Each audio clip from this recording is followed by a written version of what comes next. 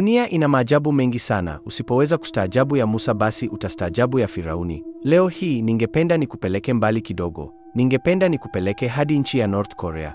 North Korea ina maajabu makubwa sana, hata sheria ambazo dunia nzima inabaki mdomo wazi kwa tamaduni zao na maisha yao kiujumla. Ningependa nikupe sheria chache za ajabu ambazo zinapatikana katika nchi ya North Korea. Hadi sasa tunavyoongea, rais anayetawala North Korea anajulikana kama Kim Jong-un, ambaye alipata madaraka kutoka kwa baba yake aitwaye Kim Il-sung, na Kim Il-sung alipata madaraka kutoka kwa baba yake aitwaye Kim Jong-il. Hadi hapo umeshaona mgao wa madaraka unaenda kwa kifamilia ya mzee Kim. Katika nchi zinazoongoza na kuwa na sheria kali sana duniani ni miongoni mwa nchi ya North Korea. Nimeweza kuchunguza kiundani haswa ili niweze kuifahamu nchi ya North Korea na kuweza kugundua vitu vingi ambavyo watu wengi hawavifahamu. Watu waliozaliwa North Korea hawaruhusiwi kabisa kutoka nje ya nchi yao. Kwa bahati mbaya, ukigundulika unataka kutoroka au ukikamatwa unajaribu kutoroka, basi adhabu ni moja tu, utahukumiwa kifo. Ila ona maajabu, wazawa hawaruhusiwi kutoka, ila wageni wanaruhusiwa kuingia.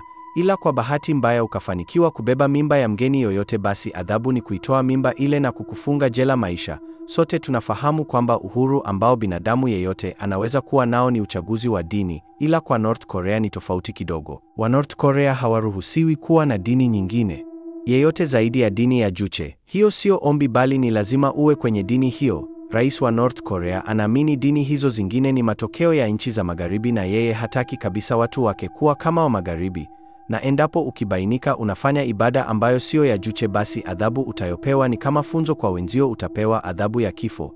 Miongoni mwa kosa kubwa ambalo unaweza kupoteza maisha kama masihara ni ndani kwako lazima uwe na picha ya rais, na picha hiyo haitakiwi kabisa upata vumbi hata kidogo. Muda wowote askari wanaweza kuingia kwako na kufanya doria, na lazima waishike picha ya rais kuangalia kama ina vumbi. Endapo picha ya rais ikiwa na vumbi, basi ndugu yangu, sali kabisa swala ya mwisho mapema, lazima uwawe. Na hata mfano nyumba yako ikitaka kuungua, basi kitu cha kwanza kukiokoa katika nyumba yako ni picha ya rais. Ni bora wewe ungue ila picha ya rais ibaki. Maajabu kweli. Tunafahamu kwamba mtu ukivunja sheria basi utachukukiwa, utapelekwa mahakamani na kupelekwa jela, ila kwa North Korea ni tofauti kidogo. North Korea ukifanya kosa wewe, basi kuanzia wewe, mke wako na watoto wako wote watahukumiwa sawasawa na kifungo cha adhabu husika. Yaani familia nzima itasota gerezani kisa kosa la mtu mmoja. Hii sheria aliiweka Rais Kim Il-sung ili kutokomeza kabisa damu ya uhalifu. North Korea hakuna internet kama unayoijua wewe. Kule kuna website moja tu ambayo haijachangamana na mitandao yote ile duniani. Kula hakuna Instagram, TikTok wala Snapchat. Website hiyo nayo inaongozwa na serikali. Hata katika hakuna DSTV wala Azam. Kule kuna channel moja tu ambayo inatoa taarifa ya habari za nchi hiyo. Na moja ya sheria katika nchi hiyo, kila nyumba lazima iwe na redio, na ni marufuku kabisa kuzima redio hiyo. Ukiwa kama mgeni unaruhusiwa kutembelea nchi ya North Korea, ila utabanwa sana. Kila sehemu utayoenda lazima uwe na mlinzi pembeni ili usije kufanya kitu kibaya kwa raia wake. Pia mgeni huruhusiwi kabisa kupiga picha sehemu za kimaskini. Katika North Korea serikali ndio inachagua nani aishi mjini au kijijini. Matajiri pekee ndio wanaruhusiwa kuishi mjini. Wewe maskini usiyejiweza usije kutuharibia muonekano wa mji kisa nini? Kwa hiyo utaenda zako kijijini. North Korea wanawake wameweka mpaka mitindo ya kukata nywele zao. Hata kwa wanaume ni hivyo hivyo. Tena kuna mtindo ambao hakuna raia yeyote anayetakiwa kunyoa, mtindo wa rais. Ikiwa kunyoa, ukibainika umenyoa, inaashiria ni kama unamdharau rais wao, hivyo adhabu ni kifo tu. Ukiwa North Korea huruhusiwi kabisa kupiga simu nje ya nchi. Hiyo inaweza kuhatarisha maisha yako kama masihara hivi. Kwa kuwa North Korea haina urafiki na nchi nyingi tofauti na China, hivyo vitu vingi haviingii wala kutoka katika nchi yao. Hivyo vitu vingi wanajitengenezea wenyewe, kuanzia chakula, madawa na hata bidhaa nyingi wanajitengenezea wenyewe.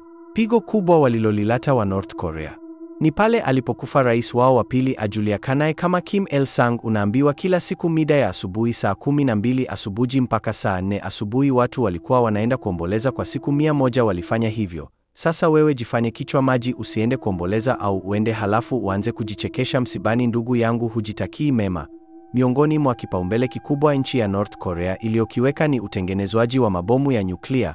Mabomu hayo yanawagharimu mabilioni ya pesa ili wenyewe heshima, huku wananchi wao wanakufa na tai shingoni. Inasadikika wananchi wao wengi ni maskini sana. Wengi wenu mnachanganya sana hizi nchi za Korea. Jua hapo zamani kulikuwa na nchi moja ambayo ni ya Korea. Baada ya kupata uhuru na kutofautiana kwa demokrasia, nchi hiyo ikagawanyika. Sasa kukawa na North Korea na South Korea. Hizo series, ngoma kali, fashion na warembo wengi unaowajua wewe, wote hao ni wa South Korea. Watu wa North Korea hawaruhusiwi kabisa kujishughulisha na hivyo vitu wala hata siku moja hutawahi kuona movie, mziki wa maisha yao katika mitandao. Itoshe kusema leo nimefikia mwisho na historia ya ajabu ya North Korea. Je, niambie sheria gani ya North Korea ambayo unaona ikija kwetu tutateseka sana kuitekeleza? Basi kwa leo mimi naishia hapa. Naitwa Montero, peace out.